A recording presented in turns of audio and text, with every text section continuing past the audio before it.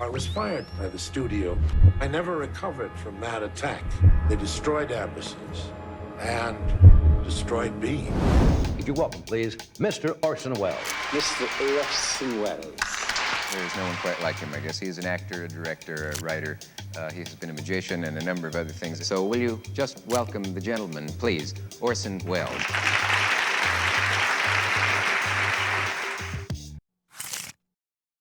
We know now that in the early years of the 20th century, this world was being watched closely by intelligences greater than man's. You were aware of terror at the time you were giving this role? Were you aware that terror was going on throughout the nation? Oh, no, of course not. Orson Welles' 1938 broadcast of War of the Worlds made him famous. And despite the controversy, RKO Pictures had taken notice of Welles and began courting him in hopes to sign him to a contract. In 1939, Orson Welles got one of the most amazing contracts ever offered by Hollywood, complete control over a motion picture to be made at RKO Radio Pictures. Never before in Hollywood history had anyone since the silent days had quite so much control. Rosebud. I got that good a contract because I didn't really want to make a film.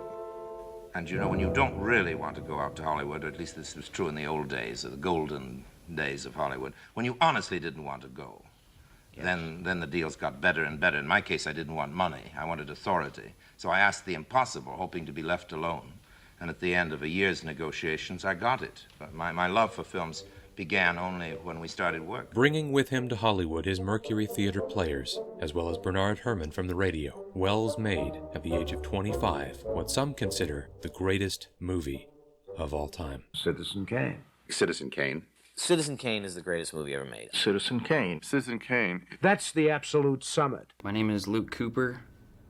I love cinema.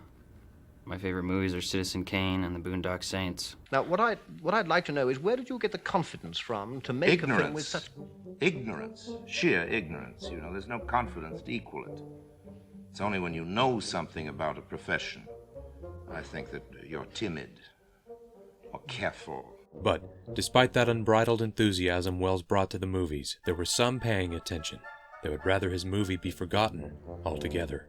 Orson Welles landed the sweetest contract in Hollywood and took on the most powerful man in town, William Randolph Hearst. Citizen Kane was inspired, at least in part, by the life of William Randolph Hearst and the kind of material excess emblematic of those types of tycoons. Is it true that the Hearsts tried to actually have the film destroyed before it was... They tried to have it destroyed. They even tried to frame me. I must confess to having to... I must answer this in a way that I loathe. I must admit that it was intended consciously as a sort of social document. Hearst newspapers forbade the mention of Citizen Kane, and his associates even conspired to frame Welles. You know, I was in a nightclub afterwards, waiting to go back to my hotel, have a little supper. Waiter came up and says, a police officer wants to see you. And he took me aside, and he said, Orson, I don't know why they always call me Orson. He says, don't go back to your hotel room. Yeah. I said, why? He says, they've got a miner staked out there and a photographer. And they were going to frame me. I would have been in jail if with the cops waiting to jump in and arrest me. Although the framing was unsuccessful, Hearst was successful enough in suppressing Citizen Kane that it failed commercially, and along those lines, reshaping Welles' reputation. I never said I was a genius. Nobody ever called me a genius seriously. Certainly not in those days. But Luella Parsons called me the would-be genius. And she called me that. She was a Hearst columnist. And she called me that so often that this terrible word got stuck to me. And so by the time of his next picture, The Magnificent Ambersons, Welles had the reputation of being difficult and unconcerned with the business side of entertainment. While The Magnificent Ambersons was finishing up post-production, Welles was sent by RKO to shoot an omnibus film in Brazil titled It's All True. While he was away, RKO cut Ambersons by 40 minutes and reshot the ending. Welles has expressed enormous bitterness over the cuts that were made in it. Well, I'm sorry about that, because I was involved in all the cuts. And it couldn't go on, and I knew that. Because they took my next picture away from me and butchered the end of it, I was going to show them that they were wrong. And I have spent the rest of my life showing people, trying to prove that what is said is wrong. Welles had conceded his final cut clause for the Magnificent Ambersons and would never have final cut for a studio production again. Do you ever get over something like that? Not really. You don't.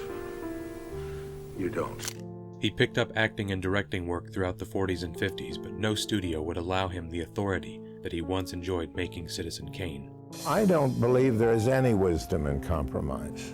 And to the extent that movies are politics, I don't belong in movies. My pictures don't work at all unless they work my way. They simply fall apart unless they're done my way. So it isn't nobility, it's self-protection. Still, he poured himself into his work. After his producer filed for bankruptcy while filming Othello, Welles self-financed the remaining production himself, even at the cost of depleting his resources, which forced an erratic filming schedule that took place over 3 years, something that would plague him for the rest of his life.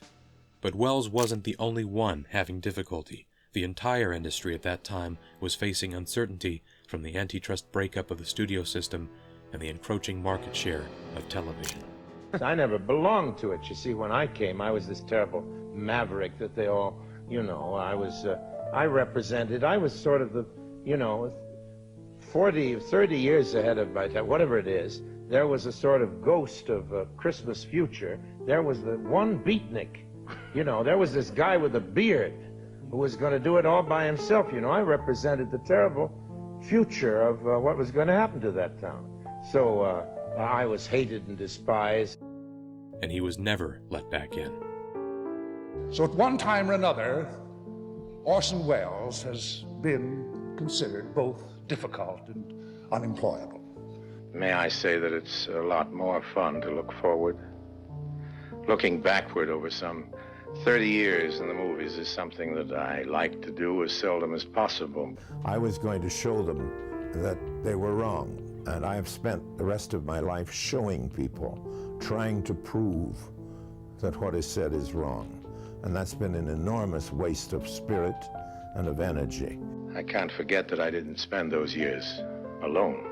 Every filmmaker knows how much was done for him and by how many. I've had a wonderful, fascinating life.